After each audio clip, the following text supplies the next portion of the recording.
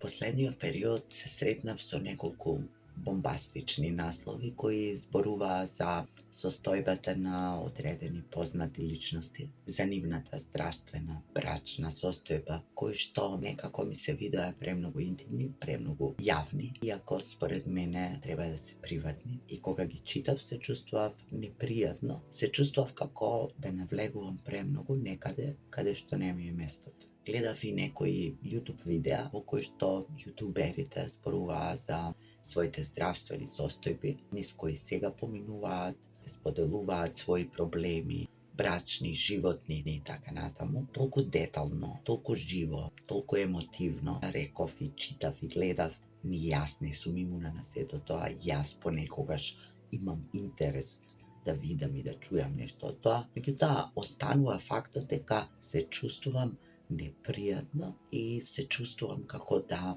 влегувам некаде каде што не ми е местото. Како да ги преминувам границите, независно од тоа што јутуберите или луѓето кои што споделуваат на социјалните мрежи сами го прават тоа и сами даваат дозвола за тоа, а додека пак со порталите и медиумите друга е работата. Нели се споделува тоа за да бидат читани, за да добијат повеќе лајкови и така натаму, што ме прави да се чувствувам уште понепријатно, затоа што се прашувам и колку новинарите или тие кои што ги пишуваат и уредуваат тие текстови имаат право да објавуваат толку детално за состојбата на некои други луѓе и колку ние читателите имаме право да го читаме тоа и на крајот на краиштата зошто го правиме тоа. Така што темата на ова видео ќе биде дали ја изгубивме приватноста, односно дали нашата приватност се спои со јавното, дали се изгубија границите меѓу приватното и јавното, дали се губиме себе си и нашето чувство за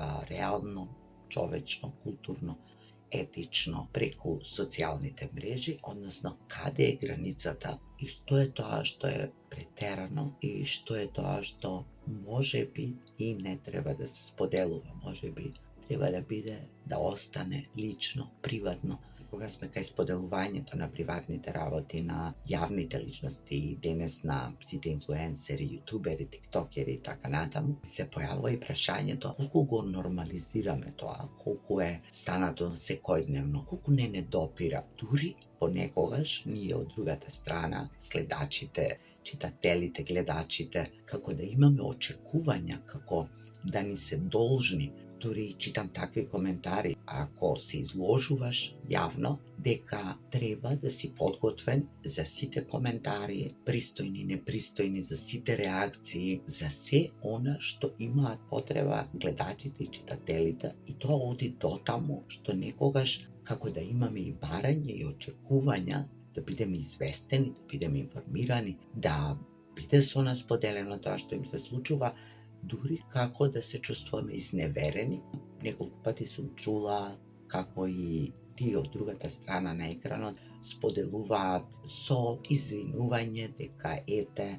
чекале да бидат подготвени да го споделат тоа, не биле во можност да споделат, не сакале да зборуваат, додека тоа им се случувало, како да се должни да ги споделуваат и своите најинтимни детали од својот приватен живот, како да е тоа нормално, очекувано, се подразбира и дури и гледачите, следачите или читателите имаат право да им замерат или да им се налутат ако не го направат тоа. Тоа, ако подобро размислиме, е малку нелогично да имаме очекувања и барања од луѓе кои воопшто не ги познаваме и да имаме толков интерес и толку внимателно да ги следиме нивните животи до детали, до ситници. Прашањето што ми се појавува е зошто ни е нам тоа потребно? Зошто толку длабоко навлегуваме во нивната приватност? Зошто ги живееме нивните животи? И пред да продолжам понатаму, се оградувам од било каква осуда и критика. Секој прави онака како што мисли дека е најдобро. Предпоставувам дека луѓето имаат своји причини зашто го прават тоа. Некои заработуваат од тоа, некои едноставно така го потполнуваат своето слободно време, некои коментираат делот, тие кои што коментираат не се злонамерни и не е мое да критикувам и да судам и не сум јас таа која што сега ќе одреди што е стандардно, што е нестандардно, како треба да биде, но во секој случај се оградувам од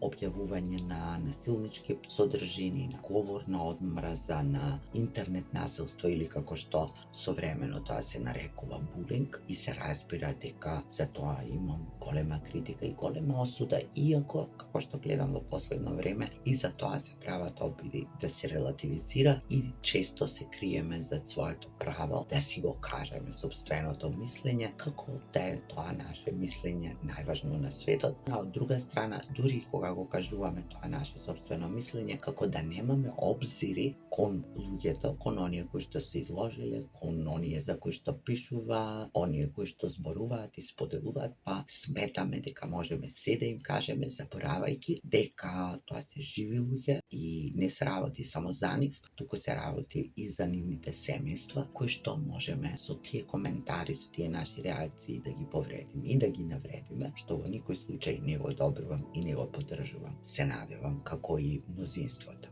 Мојот личен став е дека некои работи не се за споделување, особено не со широката јавност. Јас сепак некои работи сакам да ги задржам само за себе, да ги преживеам и пречвакам далеко од очите на јавноста, сама со себе во тишина, понекогаш со членовите на моето семејство, со некои блиски луѓе, со моите пријатели. Некако полесно ми е да ги споделам работите од како јас ќе ги пречвакам, од како ќе поминат, и